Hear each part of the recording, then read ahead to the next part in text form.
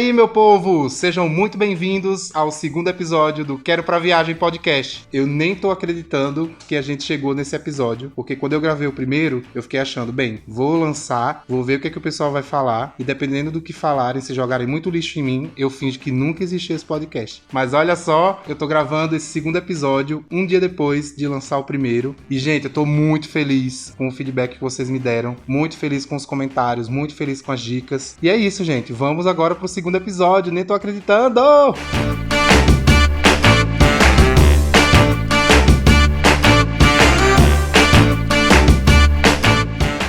Bem, gente, para começar a nossa conversa de hoje, eu quero primeiro dizer muito obrigado para quem ouviu o primeiro episódio, para quem ouviu o trailer do podcast e principalmente para você que tá aqui agora ouvindo o segundo episódio. Vocês são sobreviventes que escutaram minha voz no primeiro e estão aqui de novo, mas é isso que importa, né não? A gente ainda tem muitas histórias, a gente ainda tem muita conversa para colocar em dia e a partir do próximo episódio tem uma novidade. A gente vai ter o nosso primeiro entrevistado. Eu tô muito ansioso para ter essa conversa com ele. Não vou dizer ainda quem é, vou manter o mistério, mas já fiquem sabendo que no próximo episódio a gente tem entrevista.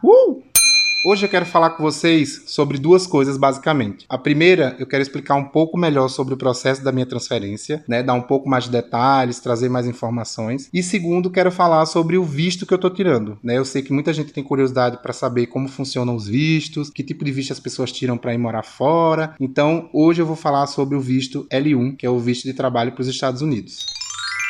Para começar nossa conversa de hoje, eu queria comentar um pouquinho sobre como eu me senti dias após a notícia. Eu lembro que eu comentei como eu me senti na hora que eu recebi a notícia e também lembro que eu falei que eu só contei para Milton e para alguns amigos bem próximos. Já adianto que isso é uma tortura horrível que a pessoa vai passar porque você tá super feliz, você tá realizando um sonho e você não tá contando para as pessoas que você gosta que isso está acontecendo com você. Parte disso aconteceu porque a empresa me instruiu a não contar para algumas pessoas e também porque eu decidi comigo mesmo que eu não queria contar para todo mundo até ter tudo definido. E aí isso significa meu visto aprovado, toda a documentação tá pronta para eu ir embora e terceiro, eu estar psicologicamente preparado para contar para todo mundo. Eu digo isso porque eu não contei para minha família logo de cara, por exemplo. Eu não sabia como contar para eles, eu não sabia se eu queria contar para eles antes de ter tudo definido, então eu fiquei vários dias pensando, conto não conto, conto não conto. E eu não sabia como falar para eles, porque quem já me conhece sabe que eu moro longe da minha família já há 7 anos, eu moro em São Paulo, eles estão todos em Natal. E apesar deles saberem que isso ia acontecer comigo em algum momento, porque eu sempre deixei isso bem claro, o momento tinha chegado e eu não sabia como falar isso para eles. Mas enfim, depois de passar vários dias pensando e tentando ensaiar como que eu ia falar, eu dei uma meio que escapada. Ao invés de ligar para minha mãe ou para minha família, eu entrei no grupo da família, que é um grupo mais restrito que a gente tem, que é só minha mãe, minha irmã e meus 2 sobrinhos, e mandei um áudio para eles contando a notícia. Vocês imaginam que minha família ficou sabendo por áudio, de WhatsApp.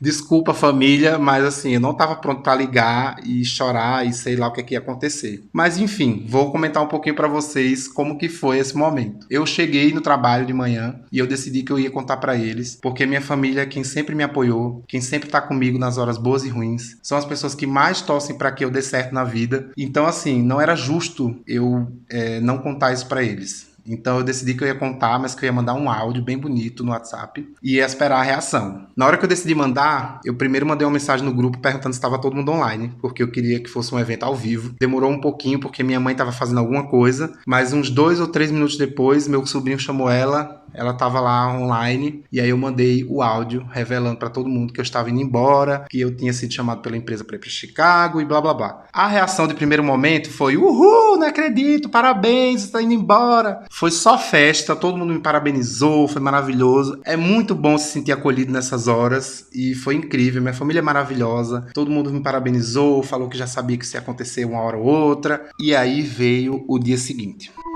No dia seguinte, eu estava lá trabalhando, bem tranquilo, lindo, pensando, poxa, já contei pra minha família, arrasou, vamos lá, vida que segue. Aí minha mãe me mandou uma mensagem dizendo apenas: agora que a ficha caiu, você vai morar mais longe.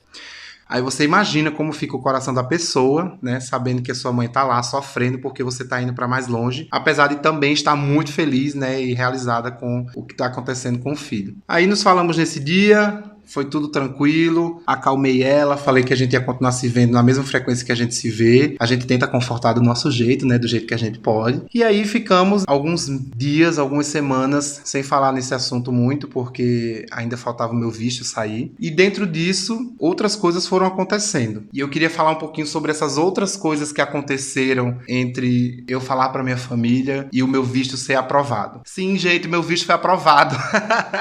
Eu tô aqui falando como se eu já tivesse contado isso. É que o meu visto foi aprovado faz só alguns dias. Eu tô super feliz, mas juro que eu vou falar sobre isso mais à frente. Eu não vou cortar o assunto, porque eu sou um corta-assunto da bexiga, então eu não vou fazer isso agora com vocês aqui em pleno podcast. Vamos voltar para o que eu tava falando. Contei pra minha família e aí embarquei no processo que eu vou explicar pra vocês um pouquinho como funciona. Depois que eu recebi a notícia, eu assinei o documento, que basicamente é um pré-contrato que a gente assina, e fui instruído de que eu iria receber o que eles chamam de offer letter, ou uma carta de oferta, onde eles vão colocar todas as informações sobre o contrato novo, salário, benefícios e tudo mais. Isso era para ter sido enviado em alguns dias depois da notícia, mas demorou semanas. E vocês imaginam o que é ficar semanas esperando um documento que não chega nunca? É uma ansiedade que não existe, que não tem tamanho, porque na minha cabeça, e a empresa não tinha muito falado sobre isso, na minha cabeça, tudo só estaria certo quando eu recebesse essa carta, assinasse ela e aí sim o processo começaria. Só que o processo todo começou a funcionar antes de chegar essa offer letter. Então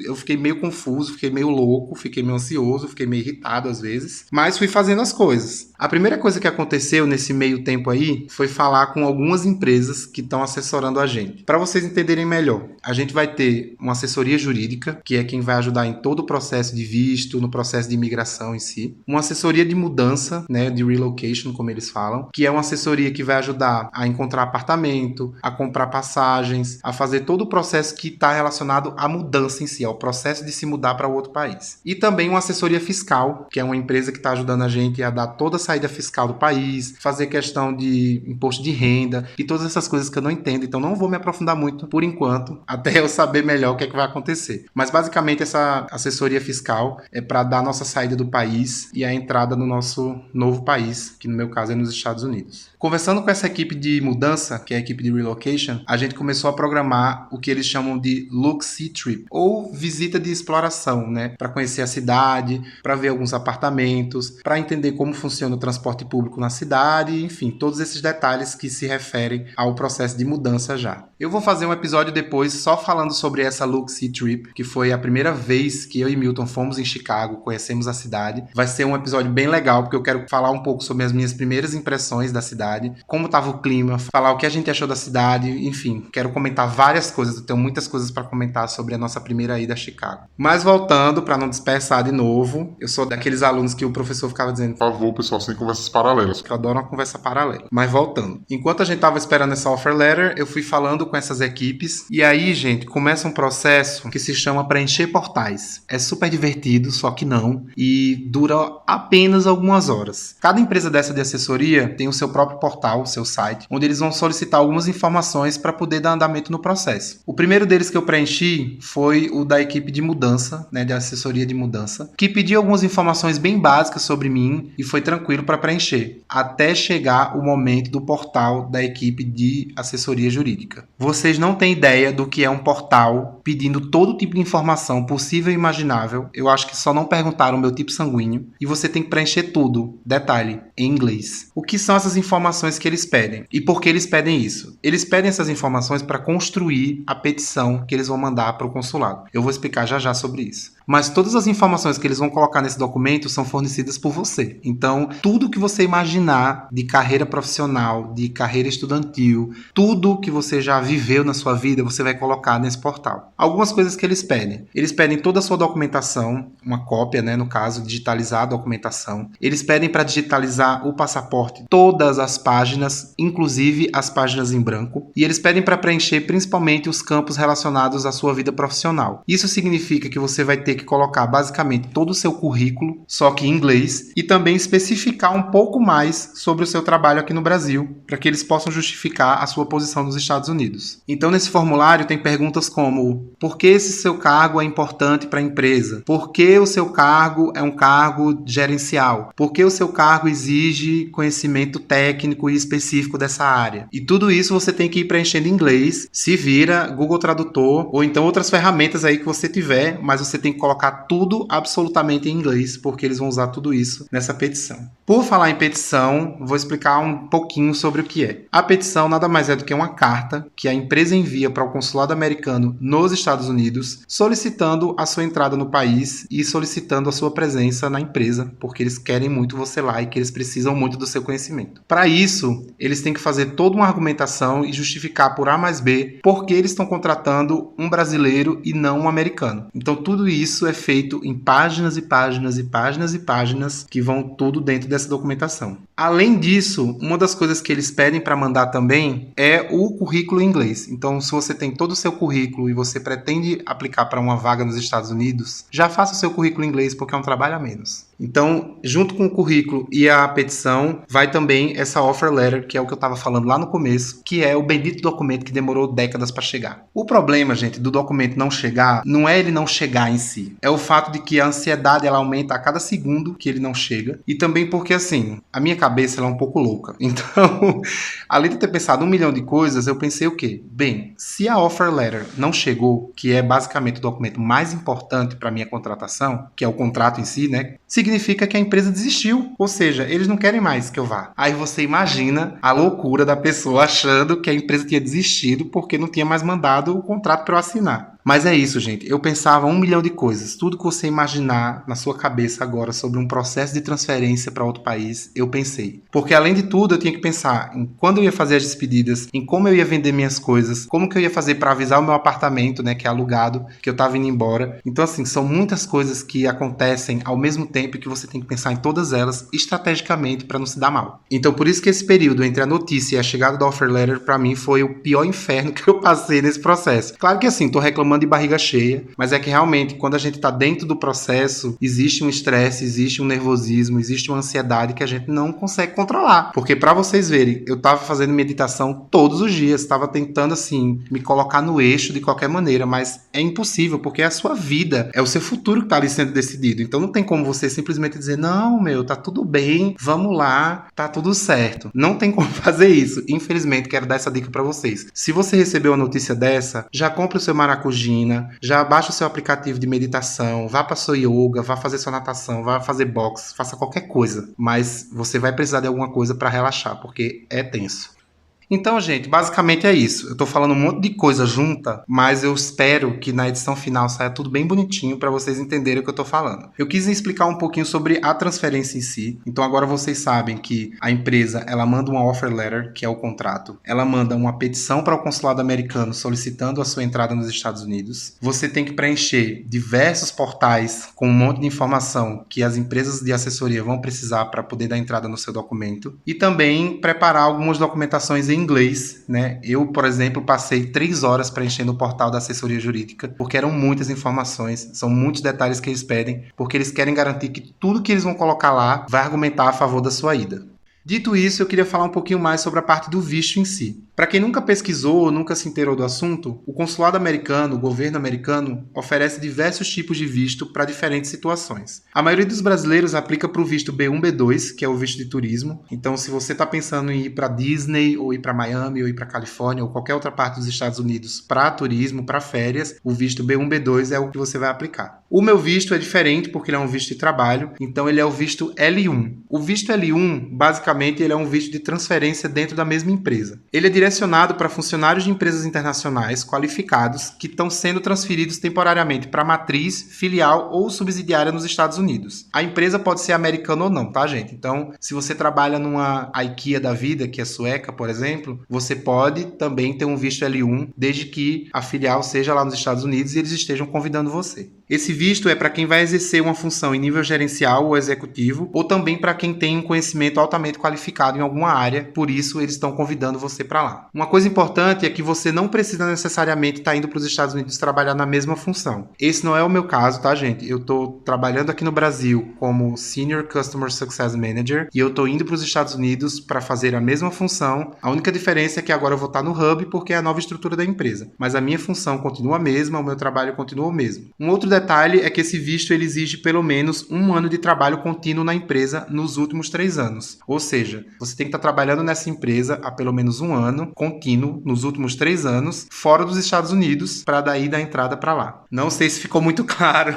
mas eu espero que sim. E também esse visto serve para quem trabalha numa empresa internacional e está indo para os Estados Unidos estabelecer uma filial, ou sucursal, ou subsidiária. Então, tem algumas especificações para esse caso aí. Mas o meu visto é o L1 normal, que eles chamam L1A Blanket.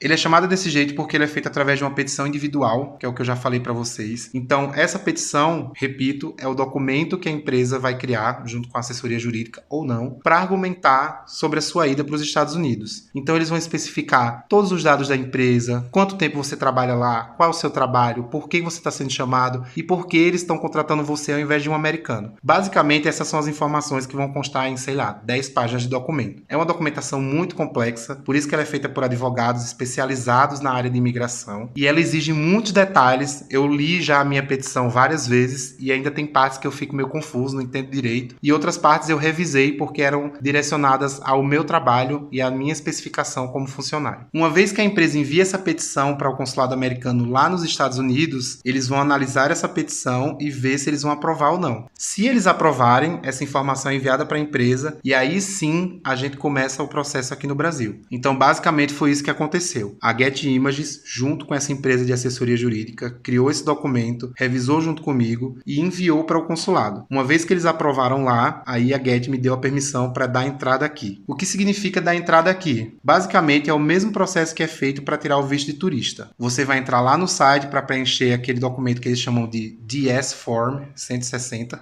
vou dizer assim. É um formulário que chama Formulário 160, onde você vai explicar por que você está aplicando para aquele visto e por que você quer aquele visto. É um formulário que todo mundo preenche, tem milhões de perguntas, eles pedem milhões de informações. Há diferenças entre o formulário para turismo e o formulário para trabalho. Eu lembro de ter preenchido em 2018 o formulário de turista e não ter tantas especificações, tantas informações quanto eu coloquei agora para o visto de trabalho, que é o visto L1. Mas é tranquilo, é um formulário pela internet mesmo, você preenche, no final você paga a taxa, e aí vem um detalhe, o visto B1, B2, que é o de turismo, você paga $160. Para o de trabalho, você paga $190. Ali já mesmo no site, antes de fazer o agendamento da sua entrevista do visto. No dia da entrevista, você paga mais uma outra taxa de $500. Isso só para quem é pro visto de trabalho. Para quem é visto de turista, você paga os $160 no site e não paga mais nada. Isso é um resumão do visto L1. Pelo que eu vi em alguns sites, essa é a forma mais fácil de conseguir o Green Card nos Estados Unidos, porque depois de 1 ano tendo esse tipo de visto, você pode solicitar ao governo americano o seu Green Card. Eu ainda não tenho muitas informações sobre isso, mas eu juro que eu compartilho assim que eu tiver, porque eu nem comecei ainda a minha estadia, quem dirá 1 ano lá morando em Chicago. Espero que eu tenha muito tempo lá, que eu cresça muito, mas por enquanto, vamos com calma, um passo de cada vez. Então, depois que você preenche esse formulário lá no site e paga a taxa de $190, você agenda o dia que você vai fazer a biometria e tirar a foto e o dia que você vai fazer a entrevista. É um momento tenso, porque você, novamente, pensa 1 milhão de coisas, é um turbilhão na sua cabeça, a sua vida está sendo decidida por uma pessoa que você não conhece, por uma pessoa que você nunca ouviu falar e que vai estar ali de frente para você perguntando coisas que você nem imagina. Eu vou fazer um outro episódio para falar só sobre a parte da entrevista, porque eu quero ser bem detalhista, eu quero passar todas as informações possíveis e necessárias, porque é um momento muito importante, é um momento que eu esperei muito, e no final, gente, vou comentar com vocês como que foi e explicar direitinho como é o processo. Mas eu vou deixar isso para outro episódio, eu vou encerrar por aqui o de hoje, agradeço novamente a quem escutou até aqui, e gente, lembrem-se que o próximo episódio tem o primeiro entrevistado do podcast. Eu estou nervosíssimo, estou ansioso para poder conversar com ele. Ele também vai trazer muitas informações sobre o processo de imigração, vai ser uma conversa muito legal, muito divertida provavelmente, gente. Então, espero vocês aqui. Espero que vocês tenham gostado do episódio de hoje. Apesar de ter me atrapalhado um pouco nas informações, porque é muita coisa, é muita especificação. A minha cabeça ficou louca. Mas eu fiz um roteiro aqui todo bonitinho. Eu botei aqui todos os tópicos que eu queria falar e acho que eu falei tudo. Mas pode ser que alguma informação tenha ficado de fora e eu trago pra vocês depois. Eu juro, prometo. Estarei aqui pra passar essas informações. Então por hoje é isso. Vou ficando por aqui e espero vocês no próximo episódio com o entrevistado. Uhul!